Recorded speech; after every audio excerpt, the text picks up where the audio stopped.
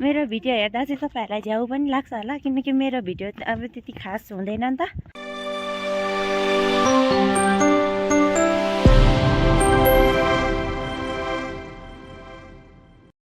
Hello नमस्ते, स्वागत छ हजुरहरुलाई फेरि पनि मेरो न्यू भिडियो न्यू ब्लगमा। हजुरहरु सन्चै हुनुहुन्छ होला? म पनि एकदम धेरै सन्चै छु। आज चाहिँ म बजार जाँदै छु। म मात्रै भन्दा नि माथि दिदीहरु पनि हुनुहुन्छ। दिदीहरु चाहिँ अगाडि जाँदै हुनुहुन्छ, म चाहिँ पछाडी छु। एकजना दिदी यहाँ हुनुहुन्छ, अरु दिदीहरु माथि कटिसक्नु भइसक्यो। हामी चाहिँ बजार पनि आइसकिसक्यौं। यहाँ चाहिँ हामी नानीहरुको गाडीमा आएको नि त। अब उनीहरु चाहिँ स्कुल जान्छ, हामी चाहिँ अब शपिङतिर लाग्नुपर्ने हुन्छ। हामी चाहिँ शपिङ गर्न पनि आइसकिसक्यौं, देख्न सक्नुहुन्छ। यहाँनिर अब पुरा चाहिँ देखाउन सक्दिन। यहाँ चाहिँ दिदीले शपिङ गरिसक्नु भइसक्यो।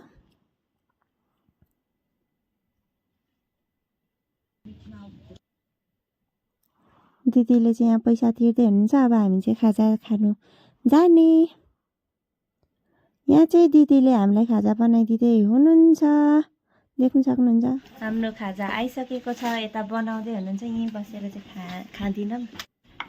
मोमो राखेको, मोमोको साउनी यता हुनुहुन्छ मिस। मौसममा तातो तातो बनाउन सकिँदैन धेरै यो नि मासुको मोमो चाहिँ कति खान्छु जस्तो लाग्थ्यो म आफै बनाउँदाखेरि। मैले चाहिँ हिजो चाखेको कि आफै मिठो लागेर एकपटको खाएको, एकदम मिठो।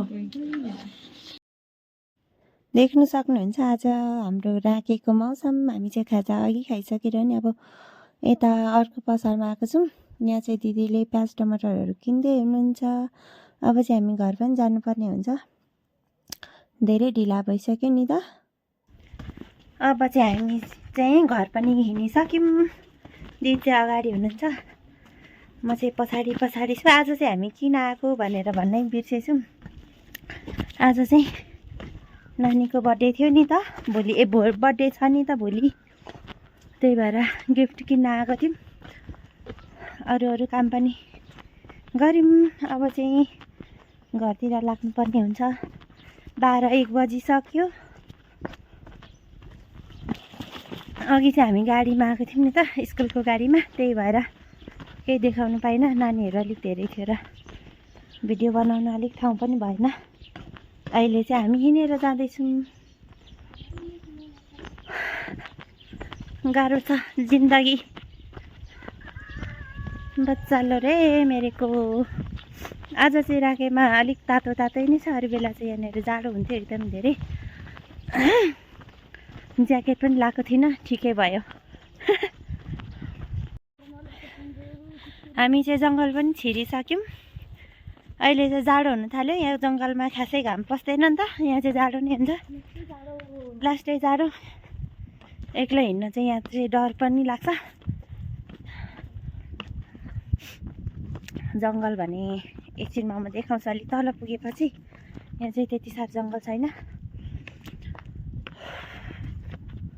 भोक पनि लाग्यो। मेरो भिडियो हेर्दा चाहिँ तपाईहरुलाई झ्याउ पनि लाग्छ होला किनकि मेरो भिडियो अब त्यति खास हुँदैन नि त। त्यति खास अब के भन्नु, रमाइलो खालको हुँदैन। बुहारी मान्छे भएपछि रमाइलो गर्दै हिँड्नु पनि भएन, गाह्रो छ। जङ्गल चाहिँ यस्तो छ, यत्रो जङ्गल। अब हामी चाहिँ अरू बेला घाँस काट्नु आउने ठाउँमा पुग्नु आँट्यौँ। हामी चाहिँ यतैतिर आउँछौँ घाँसहरू काट्नु। अब बिहान चाहिँ अब बजारमा भिडियो त्यति राम्रो नि बनाइन किनकि अब अलिक अब बानी छैन नि त, त्यही भएर अलिक लाज हुने रहेछ। गाह्रो छ। हामी चाहिँ अब सबै चाहिँ देखाउन सकिनौँ। हाम्रो दिदी यहाँ भारी बोकेर ओह्रालो झर्दैछिन्। यहाँ चाहिँ गिफ्ट चाहिँ के ल्यायो भन्नुहुन्छ होला। यहाँनिर चाहिँ छ फ्रेम र लुगा। यो फ्रेम चाहिँ अब एकछिनमा घरमा गएपछि देखाउँछु कस्तो बनाएँ भनेर। हामी चाहिँ हाम्रो घाँस काट्ने जङ्गलमा आइपुग्यौँ है। यता माथिसम्म आउनुपर्छ हामी घाँस काट्नु। बाफ्रे, जाडोले चाहिँ हामी कालोदेखि नि हरियो भइसक्यो। नाकहरू पुरा रातो रातो भइसकिसक्यो। यो जङ्गलमा चाहिँ अलिक जाडो नै हुन्छ नि त, अरू बेला पनि घाम पस्दैन, त्यही भएर। घाम पनि पसोस् कहाँबाट घाम भयो पता नि। म चाहिँ रुममा पनि आइसकेँ। अब म तपाईँहरूलाई देखाउँछु मैले फ्रेम चाहिँ कस्तो बनाएर ल्याएँ भनेर।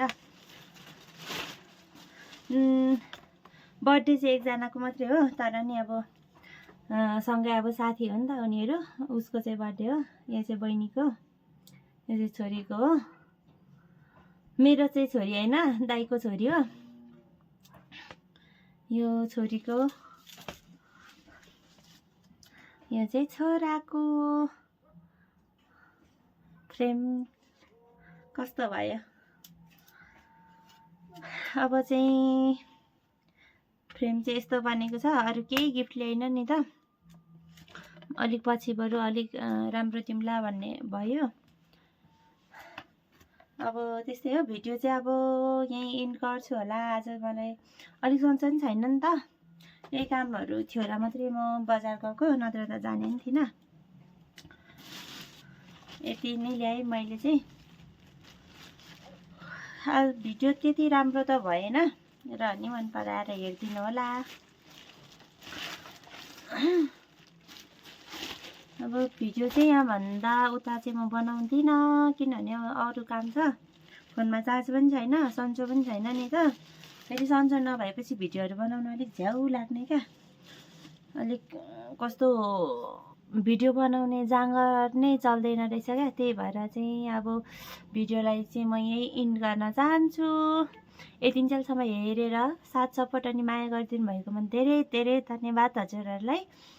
भिडियो मन परेमा लाइक कमेन्ट सेयर अनि सब्सक्राइब गरिदिनु नभुल्नु होला भन्दै भोलि अर्को भिडियोमा भेटौँला भन्दै टाटा बाई बाई।